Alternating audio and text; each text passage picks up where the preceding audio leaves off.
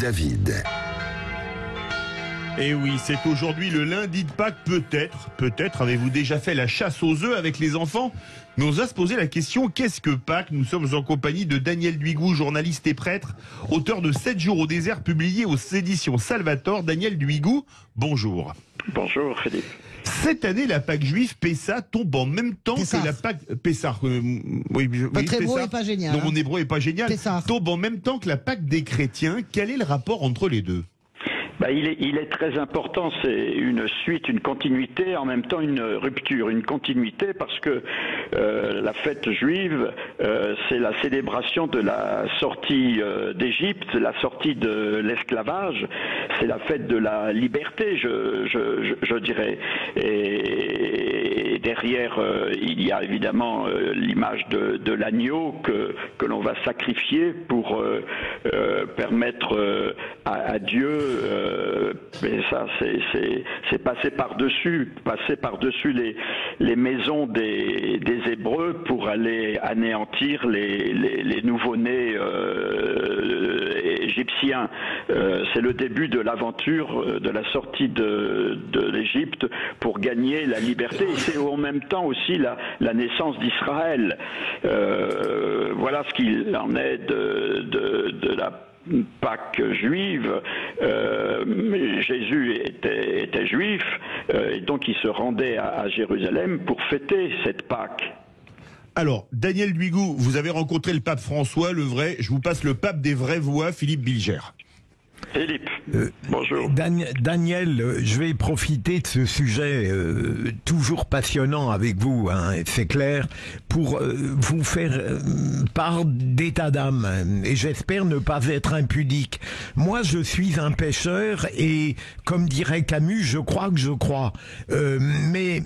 au fond, j'ai toujours été écartelé entre la certitude que, avec la destinée terrestre de Jésus-Christ, on avait affaire à non pas un gourou, non pas un précipitateur, mais un homme au sens propre, extraordinaire. Et qu'ensuite, il fallait faire le saut métaphysique pour admettre sa capacité de résurrection. J'ai toujours eu du mal à relier ces deux événements. Est-ce que vous comprenez, Daniel, ou est-ce que c'est que je manque profondément de transcendance? Daniel Duigou. Non, au contraire. Je comprends Philippe complètement. On pourrait parler de mystère, mais pas dans le sens il n'y a rien à comprendre, mais dans le sens il y a toujours quelque chose à comprendre. Et que cette résurrection, c'est l'histoire d'un homme qui est allé jusqu'au bout de sa parole. Il aurait très bien pu faire en sorte qu'il échappe à la crucifixion. Il annonçait deux choses. Il annonçait d'abord que le sacré, c'était plus la synagogue ou les églises, c'était le fait d'aller à la rencontre des autres et de partager. Et c'est ça la notion du don, et derrière est la notion du sacrifice.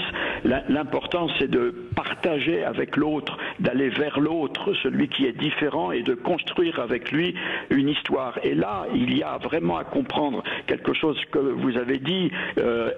Jésus se révèle qu'est-ce qu'être homme, qu'est-ce qu'être un vrai homme, si j'ose dire.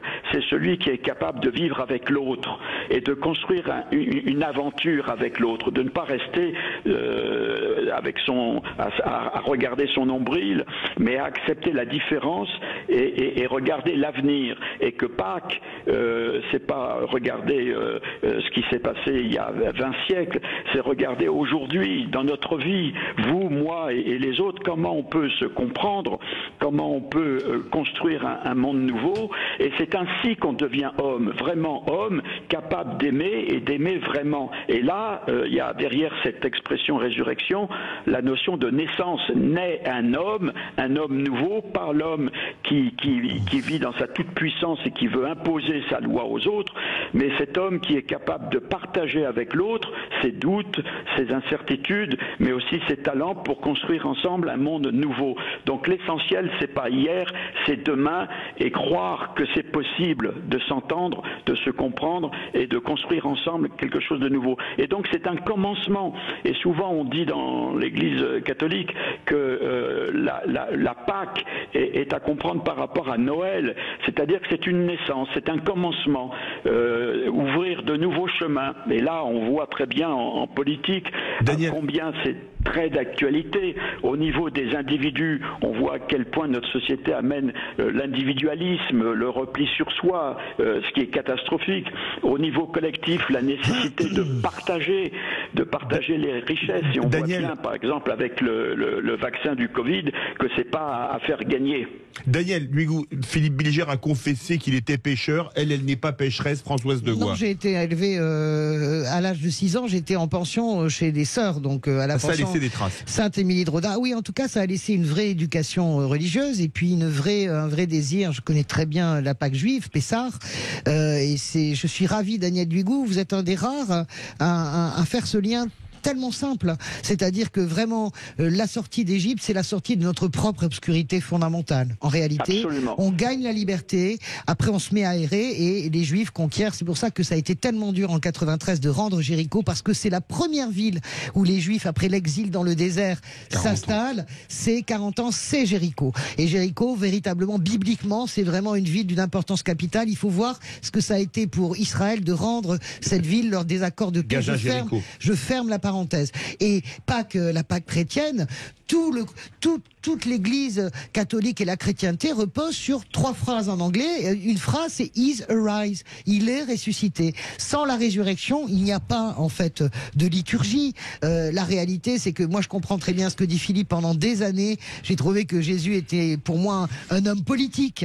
Quand je relis le Sermon sur la montagne, qui est extraordinaire, j'ai vécu quelques années en Israël, je vais très souvent en Israël, et j'ai été à l'endroit supposément où Jésus a prononcé le Sermon sur la montagne.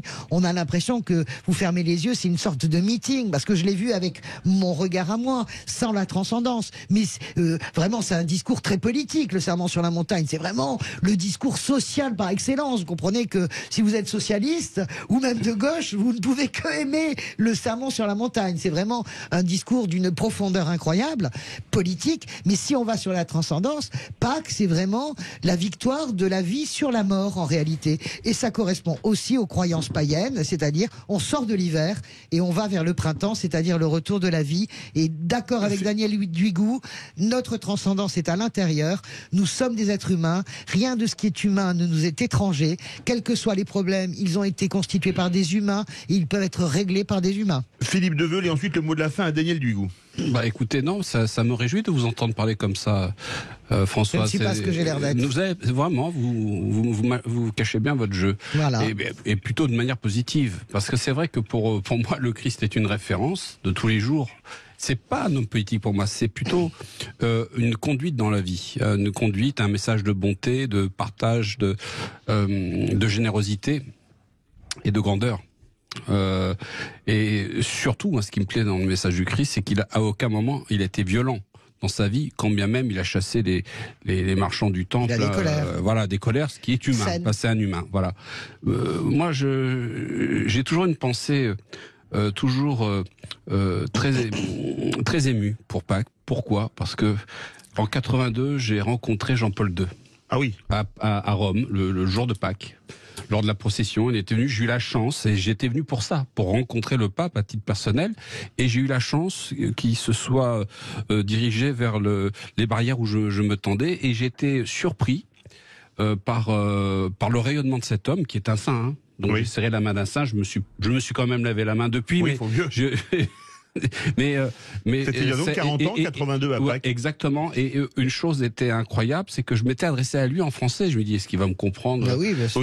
J'ai dit, Saint-Père, vous êtes l'espoir de notre temps. Et il m'a répondu, du tac au tac, en disant, mais c'est vous qui appartenez à cette espérance. François est extraordinaire aussi. Hein. Vraiment, François est exceptionnel. Beau témoignage au pluriel de Françoise de Gois et de Philippe Deveul, mon cher Daniel Duigou.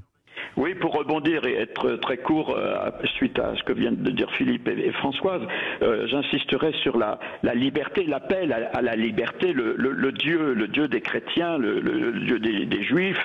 C'est un Dieu non pas comme dans la pensée hellénistique qui écrasait les individus, mais qui est l'appel à la liberté. En tant qu'individu, se tourner vers l'autre, et c'est une preuve de liberté. Sinon, on est esclave de soi-même, je dirais. Mais aussi, dans une vision politique, permettre au peuple de se rencontrer et de travailler ensemble. Plus que jamais, la planète est un village, les défis sont gigantesques, et si nous ne pouvons pas dialoguer ensemble à travers nos différences et nos cultures, mais c'est la mort. Or, la résurrection, c'est l'appel à vivre, et donc à dépasser nos propres barrières, comme le disait très bien Françoise, pour aller vers les autres et construire un avenir. Je résumerai, Daniel Dugu, en une minute.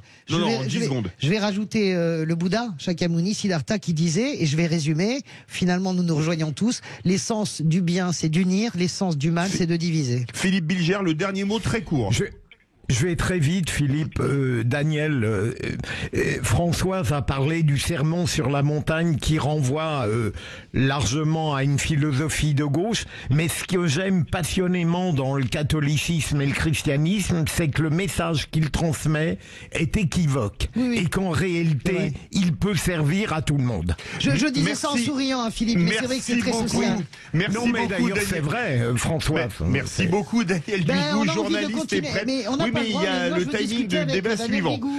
Écoutez, quand il va venir en France, parce qu'il est dans... Vous n'avez rien écouté, de toute façon, vous n'avez même pas de réciter notre Père, je suis sûr. J'aime beaucoup Daniel Dugu, c'est quelqu'un que j'apprécie énormément, et je tiens à le dire, Urbi et Orbi aujourd'hui. Bien fait, Merci beaucoup, Daniel Dugu, journaliste et prêtre, auteur de 7 jours au désert, publié chez Salvatore. De suite, notre grand débat. La suppression du corps diplomatique va-t-elle réduire l'influence de la France dans le monde? Vous êtes 90,2% à dire oui. On va en débattre avec Claude Blanche-Maison, ancien ambassadeur de France à Moscou et New Delhi.